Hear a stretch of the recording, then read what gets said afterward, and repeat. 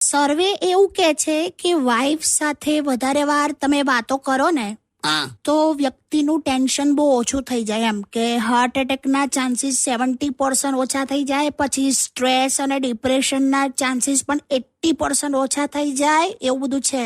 પણ એટલે કોની વાઈફ સાથે બેસીએ તો એવું થાય? વે આપણે એવું કઈ કીધું હશે ને? એ તો હવે પોતપોતાની વાઈફ જ હોય ને યાર. હાલી હારું ચાલ. દર વખતે આવું કરે જ બોલ. કોઈ દિવસ વેલ્યુ તો રાખો. છેલી છે આમાં. ગઈકાલ સપનું આવેલું, બોલ તારું. શું? ગઈકાલે મેં તને સપનામાં જોઈ એમ? શું જોયું? કે આપણે છે ને આમ સમુદ્રમાં છે, આમ એકદમ મોટું તોફાન આવ્યું અને હું સમુદ્રમાં પડી ગયો. હાય હાય, પછી ત્યાં મને બચાવી લીધો એમ. સાચે?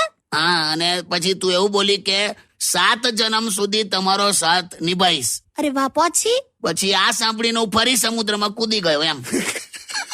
મને સહેજ પણ હસવું ના આવ્યું. ઓકે, તો તને ના જ આવે ને, પણ હું ક્યાં હસું છું.